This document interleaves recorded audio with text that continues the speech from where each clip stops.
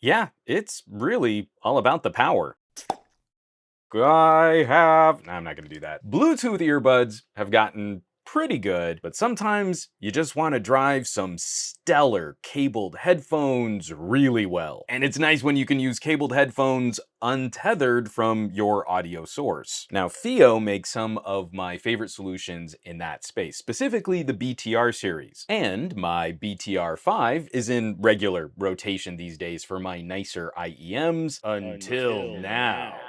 The BTR7 is totally going to replace it. I really like it a lot, but it might not be necessary for all audiophile or headphone fans out there. It's a little puck of sweet, delicious overkill. The 7 is quite a bit bigger than the BTR5, but is built to do some similar things. Inside this mini brick, we've got a pair of ESS DACs with a pair of THX amps. It connects to your source over USB-C or Bluetooth and supports higher quality codecs, LDAC, and aptX adaptive, which should cover the vast majority of Androids out there for much higher quality wireless listening. Got a strip of controls on the side for play, pause, navigating menus, and controlling your volume. There's a little switch to toggle charging when you plug it in over USB-C. Maybe you don't want it draining your phone battery. A little microphone for calls, but you can also use a headset mic on gaming headsets and earbuds. Because up top we have a standard 3.5mm jack and a balanced output. Plus it's just cute. Wireless charging is included, which is another competitive point against the charge cases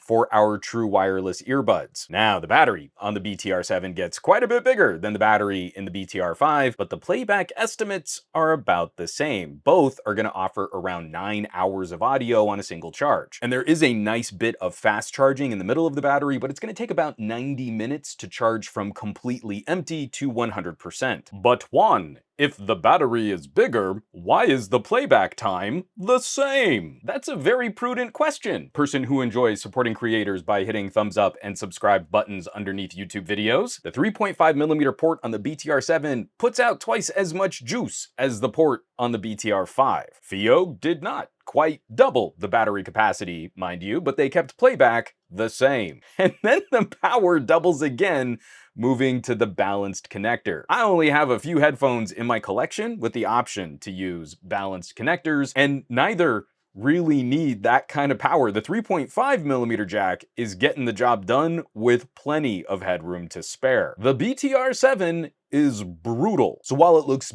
big compared to the other BTR options, this kind of performance is nipping at the heels of the larger portable DACs like the Q3. And compared to the Q3, the BTR7 is just a little bit smaller. This kind of playback is stunning for a portable unit, and the convenience of moving from wired to wireless is a lot of fun. I can't think of any headphone I would want to make portable that this thing couldn't drive well, from more professional studio cans to planar magnetics. I'm listening on the Odyssey Euclid at like 20% the max output of the BTR, and that's a comfy, full listening volume. Now, the playback characteristics and EQ are surprisingly clinical out of the box. Pairing the BTR with the Euclid, when Fiio says EQ off, they really mean off. It's pretty flat. Honestly, it's not a bad solution for critical listening and recording, but even I like a little color and shape when listening for fun, for entertainment. The EQ presets are okay, but they're very song specific. Like, just because you're listening to a hyped pop track doesn't mean the pop preset is really going to sound the best. I think across the board, the classical preset is kind of garbage. And I found hip hop was hit or miss with the settings on this brick. Really, what I wish this unit had was the same bass switch found on the Q3. You know, a Q3 mode in the EQ presets would be great. You could just fill in the lows a little bit more. But overall, I really can't praise this little puck enough. I'm back to carrying something that looks like a mini iPod, but the sonic capabilities are extreme. When it comes to other phones and dongle solutions, you really don't want to drive an audio unit up to its maximum. I can get sound out of an inexpensive phone with a headphone jack and plugging in my Pro Series Dynamics. I might get comfortable listening playback with the volume pinned at max, but we're really not driving that headphone the way that we should. And it's gonna sound miserable at lower volume. We've got all the power properly driving the headphone at lower volume, and there's tons of room to climb higher. I need to put a disclaimer on this DAC. The volume is addictive. I found myself clicking a little higher, clicking a little louder. I'm the hearing health, we're in the middle of an epidemic guy, and here I am maybe just a little bit more. Maybe just a little bit more. Because it's not just loudness. It's like a delicious meal, and I just wanted to keep eating. I wanted more and more of this sound filling my skull. So buyer beware. I think it is possible to have maybe just a bit too much of a good thing if you're not careful. There are gain stages for how loud these amps can get. And then in the app, you can also set sort of a volume limit to make sure you don't go too high. I would recommend playing with some of those settings in the Fiio app. One last point related to all quality dongle and wireless DACs, but specifically here, this is a solid solution even for folks streaming compressed audio. I still believe the single biggest upgrade someone can make in the portable space is the amp, not necessarily the DAC. I mean, you get both here, but what you're really going to hear is the amp, or amps, plural. I enjoy streaming high bitrate FLAC files, but even on MP3, you get a much lower noise floor, better signal to noise range,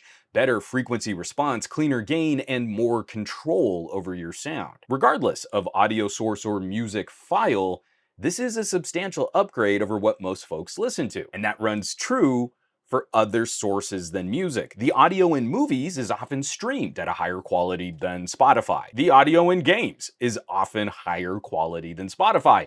Everything you listen to gets an upgrade. And of course, a quick microphone test, not a call quality test. This isn't going up over a cell network. I'm recording this locally on my phone right here. I don't know why I had to shake the phone right here. I just wanted to use this as one other quick it's not necessarily a compromise of the BTR7, but it is just one little concern for this getting a little bit larger. It's a little bit chunkier than the BTR5. The BTR5 came with a little clip case. You could hook it to like your pocket or a belt loop, or you could hook it to your shirt, and the microphone built into that was a lot easier to use for phone calls. The BTR7 is a little bit bigger, and it comes with this sort of leatherette. I don't think it's real leather. I think it's a vegan leather, but there's no way to connect it to anything. So I'm still using it with the case. I'm using the case because it helps reduce, handling noise, but you've got to sort of hold it to be able to take phone calls. You pull it out of your pocket and you're walking around with this, taking your phone call as opposed to holding your phone. It's not the most convenient. I wish there was some kind of way that I could clip this to a shirt, or maybe also a case that could go around your neck. You could wear it as like a really large, chunky necklace. All of those solutions sound terrible. Ultimately, what I would think is probably the best option is just to get a pair of earbuds that have a headset microphone built into them, and then you don't have to worry about holding this. It's just nice if you need to take a phone call. I don't talk on the phone a lot on my phone these days. I at least can do that directly from the BTR7, even if it's not the most convenient. Wrapping this up, you might not need all this power. The BTR7 is not cheap, but it's another product that kind of shows us how much we've lost in the smartphone space with LG gone. If you'll pardon just a little bit of a tangent here, you can look at something like this or a really nice dongle DAC like the THX Onyx, and to truly outperform the LG quad DAC phones, you're looking at roughly a $200 accessory. We used to have something close to this built into a phone, which did not raise the price of the phone another $100. LGs were cheap, but tech reviewers kept shrugging them off and made all kinds of excuses for how they can't hear better audio. Oh, it must be an EQ trick. That's what I'm hearing. I just love all the folks reviewing audio gear and starting their videos off with like, I'm not one of those stinky audiophiles, but let me tell you about $500 headphones. I digress. For the price, there's not much I can throw at this thing that would even make it blink. It sets a new standard for what pocketable, portable audio can do, And wireless is just the icing on the cake. It's going to be an immediate upgrade for most consumer headphones and has incredible room for growth. You can get deep down the path of audiophile hardware before you'll feel like you might want to swap this out. And more likely, you'll just start collecting more home gear and continue using this as your portable solution. The only gotcha, the toughest competing point, Fiio also recently refreshed the BTR5. MSRP about $50 cheaper, regularly found on small sales.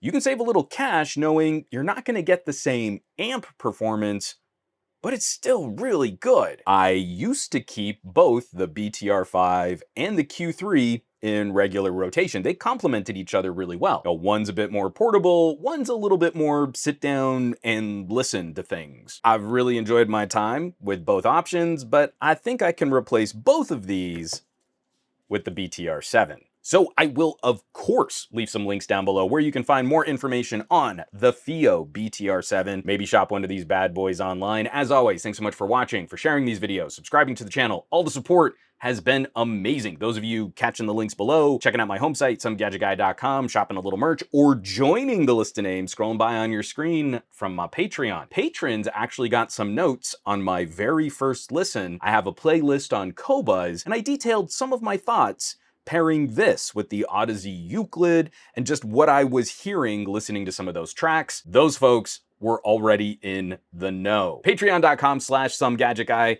Coolest collection of tech pals and audio fans in the universe, so I hope you'll check them out. Now, you know where you can find me around the rest of the internet, at SomeGadgetGuy on the Twitters and the Twitch, not so much on the Facebooks and the Instagrams, and I will catch you all on the next review.